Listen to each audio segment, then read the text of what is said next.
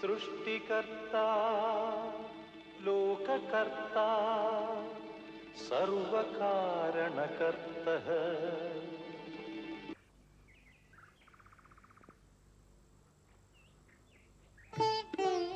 देखा शकुंतला, तुम्हारा पुत्र भरत कितना स्निग्ध, निर्मल और तेजस्वी है। लगता है सूर्य ने अपनी संपूर्ण कांति इस पर बिखेर दी है। ये सब आपका आशीर्वाद फल है।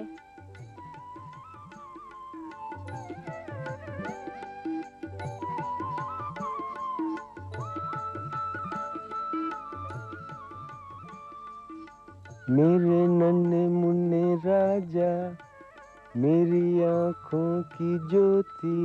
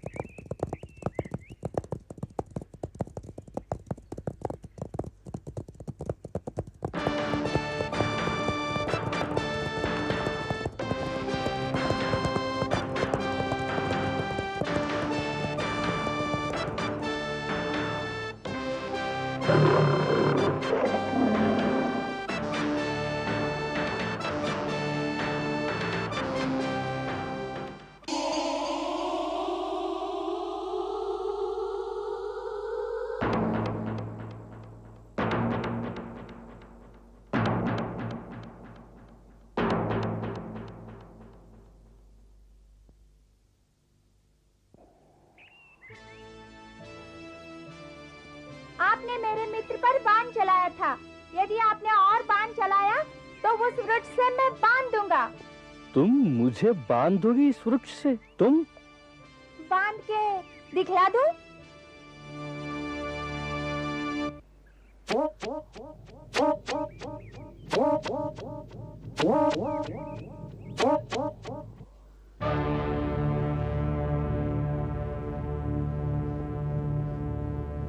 वो व्यक्ति धन्य है पुत्र जो तुम्हारा पिता होगा, और मैं उस गुरु को प्रणाम करता हूँ जिसने तुम्हें धन और विद्या दी है।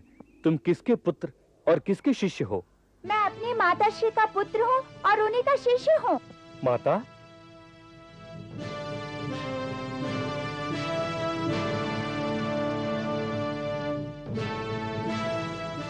मेरी माताश्री की चर्चा करते हैं तो पहले अपने कंठ को सभ्य बनाइए।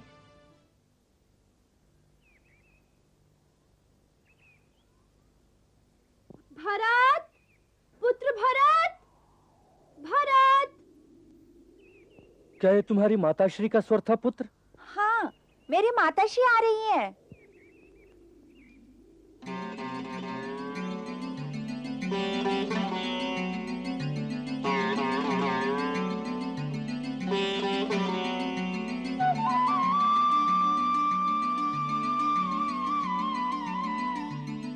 अपरिचित लोगों से वार्तालाप नहीं किया करते पुत्र। आओ।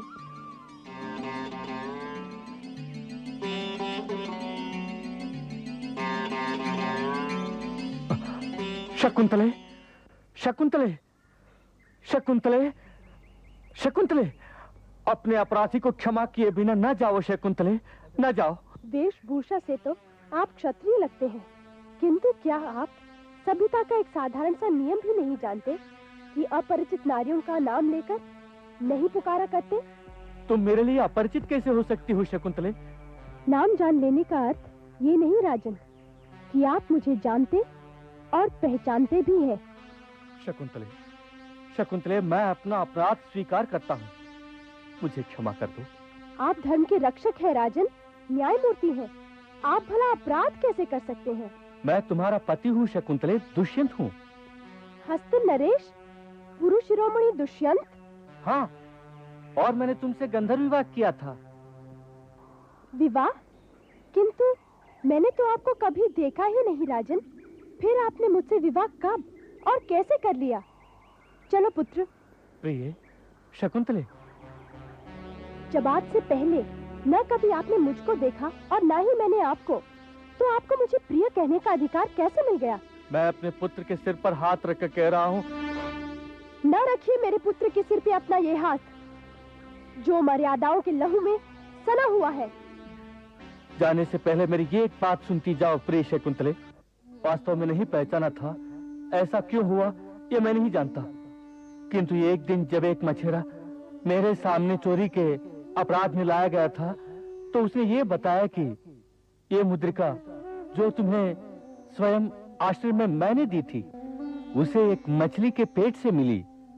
तो ये मुद्रिका देखते ही मुझे सब कुछ याद आ गया। तुम्हारे प्रति अपना प्रेम याद आ गया, तुमसे अपना गंधर्व विवाह याद आ गया, तुम्हें दिए हुए अपने सारे वचन याद आ गए।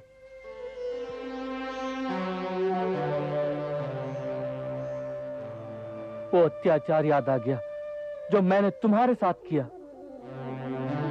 वो कलंक याद आ गया जो मैंने तुम पर लगाया था। मैं जानता हूं मेरा अपराध क्षमा करने योग्य नहीं है, बस अब मेरे लिए एक ही मार्ग है। मैं आत्महत्या करके सदैव के लिए नरक में चला जाऊंगा। कायरों की यही मृत्यु मेरा दंड है, परंतु तुम्हें हस्तिन के साथ कोई अन्याय करने का कोई अधिकार नहीं। हमारा ये पुत्र भरत, तुम्हारे पास हस्तिन की धरोहर है, ले लो मुद्रिका, और इस मुद्रिका के साथ साथ हस्तिन की ये धरोहर उसे दे देना, जिस पर हस्तिन का ही अधिकार है। और हस्तिन से मेरा अंतिम प्रणाम कहने के पश्चात कहना कि यदि हो सके तो वो अपने इस कायर, अत्याचारी, अन्यायी राजा को क्षमा कर दे।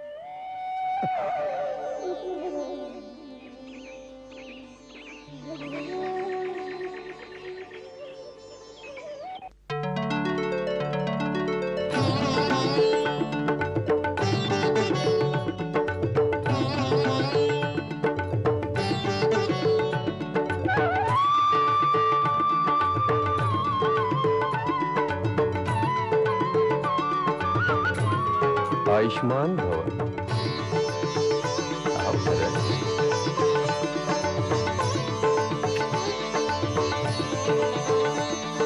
आज्ञा दीजिए कश्यप प्रजापति।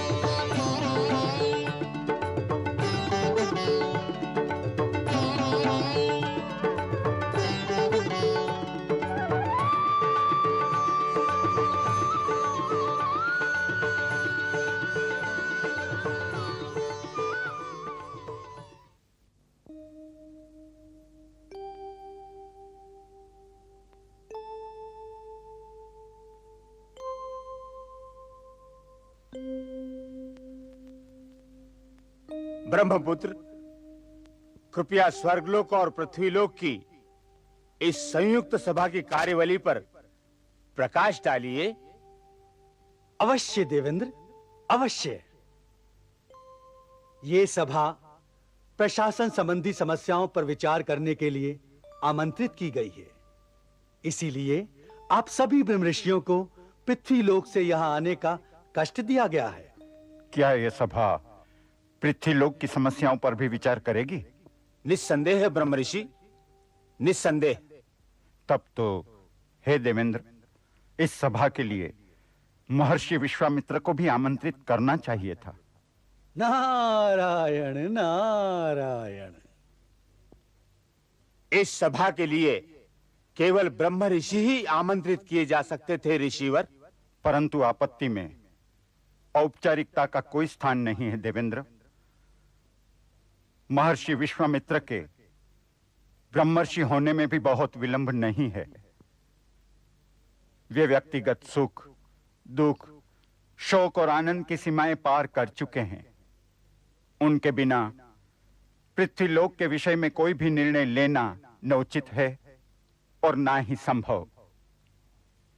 इसलिए हे देवेंद्र, आप किसी को उनके पास भेजिए। तो फिर हे बृहस्पति, आप ही बताइए, उसे आमंत्रित करने के लिए किसे भेजा जाए? नारायण नारायण।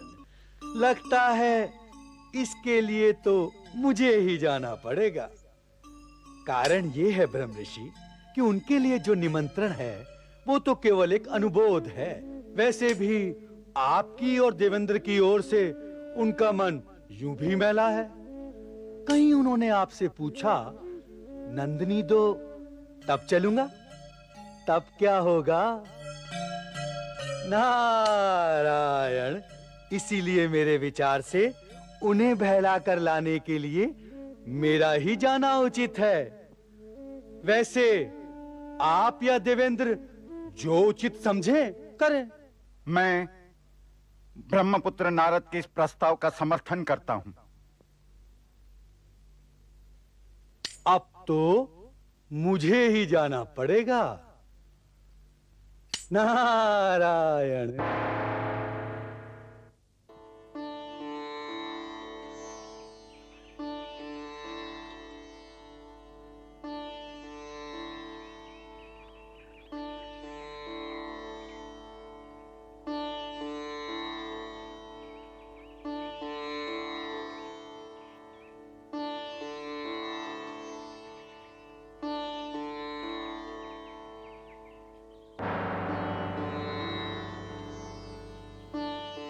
नारायण नारायण।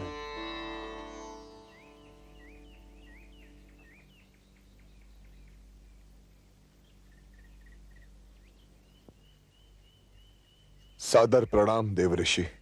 यशस्वी भव। यदि आपसे यह पूछना असभ्यता का प्रदर्शन न हो तो कृपया मुझे यह बताइए कि आपने मुझे दर्शन देने का कष्ट क्यों किया? क्योंकि बिना किसी कारण के तो आप कहीं आते जाते नहीं। मैंने तो तुम्हें पहले ही कहा था ऋषिवर, मैं तुम्हारे पास आऊं कैसे नहीं, तुम तो मेरे अपने हो। परंतु आज तो मैं स्वयं नहीं आया हूं, दूत बनाकर भेजा गया हूं। दूत? आप किसके दूत बनकर आए हैं ब्रह्मपुत्र? औपचारिकता तो ये कहती है कि मैं देवेंद्र का दूत हूं, परंतु वास्तव में मैं ब्रह्म ऋषि वशिष्ठ का दूत हूं। ब्रह्म ऋषि वशिष्ठ? आश्चर्य का तो ये विषय है ही। देवेंद्र ने स्वर्गलोक में एक सभा आयोजित की। पृथ्वीलोक से सारे ब्रह्म ऋषि बुलाए गए। तब ब्रह्म ऋषि वशिष्ठ ने कहा कि आज नहीं तो कल विश्वामित्र भी ब्रह्म ऋषि हो ही जाएंगे, इसलिए उन्हें भी सभा में बुलाना चाहिए। यह सुनकर देवेंद्र को बड़ी आपत्ति हुई।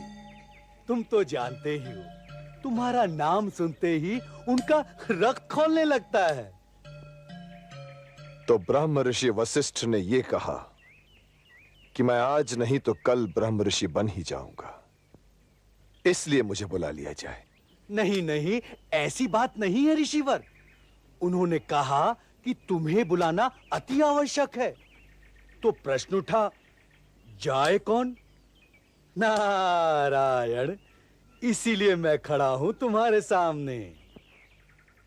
यदि कोई और आया होता तो हे ब्रह्मपुत्र, मैंने देवेंद्र या ब्रह्म ऋषि का आमंत्रण स्वीकार भी न किया होता। मैं ब्रह्म ऋषि बन जाने के उपरांत ही ब्रह्म ऋषि वशिष्ठ के दर्शन करता, किंतु आप मेरे लिए आदरणीय हैं, इसलिए चलिए। नारायण नारायण।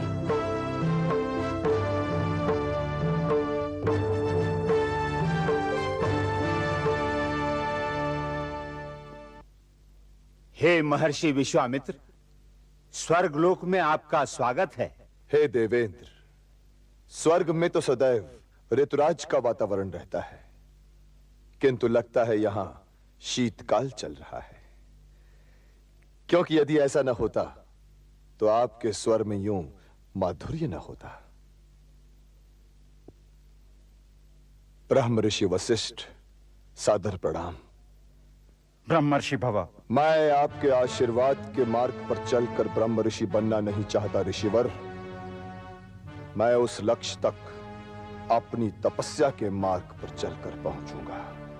स्थान ग्रहण कीजिए महर्षि। जो आज्ञा देवगुरु।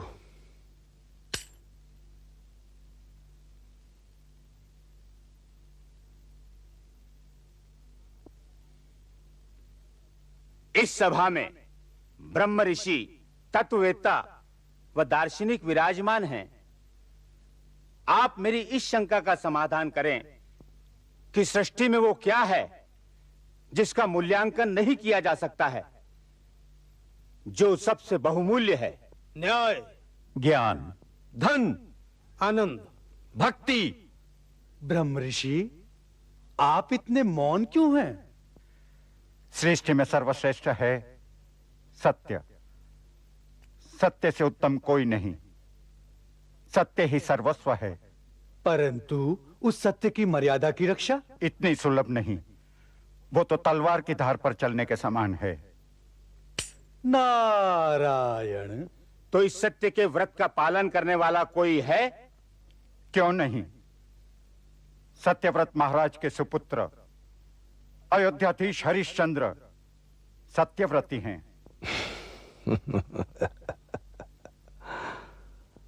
आप हंस क्यों पड़े महर्षि?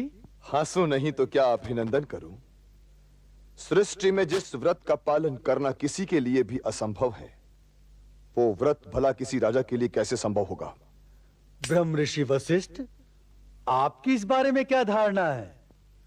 विश्वामित्र महर्षि के कहने मात्र से ये असंभव थोड़े ही हो जाता है। ये भी ठीक है, परंतु ब्रह्म ऋषि, सत्यव्रत का पालन करना तो कष्टतर है। राज्य छूट जाए, पत्नी और संतान भी छूट जाएं, नीच से नीच दासत्व भी स्वीकार करना पड़े। क्या इन स्थितियों में भी सत्य का पालन करना संभव होगा? यदि संभव ना हो सका तो व्रत कैसे संपूर्ण और सफल माना जाएगा? भाग्य उसके साथ छल कपट भी करे, विधाता उसे विवश भी कर दे कि वह सत्य बोले, तब भी हरिश्चंद्र सत्य नहीं बोलेगा, सत्य से नहीं टलेगा। नारायण। महर्षि, ब्रह्म ऋषि के कथन में केवल सत्य ही सत्य है। नहीं, कदाचित नहीं। हरिश्चंद्र से असत्य बुलवाना कोई कठिन कार्य नहीं। आप उनसे असत्य बुलवा सकते हैं? हां। यह असंभव है। यदि ये संभव हुआ तो अपनी संपूर्ण तपोशक्ति विश्वामित्र को समर्पित कर दूंगा और उनके ब्रह्मर्षि बनने के समस्त साधन जुटा दूंगा। इसकी कोई आवश्यकता नहीं। मैं स्वयं अपनी तपोशक्ति से ब्रह्म ऋषि बन सकता हूं। बन सकते हैं, अवश्य बन सकते हैं, किंतु ये तो बताइए महर्षि, आप दांव पर क्या लगा रहे हैं? यदि मैं पराजित हुआ तो अपना आधा तपोबल हरिश्चंद्र को समर्पित कर दूंगा। जब तक विश्वामित्र हरिश्चंद्र की परीक्षा न ले, तब तक के लिए सभा स्थगित की जाती है।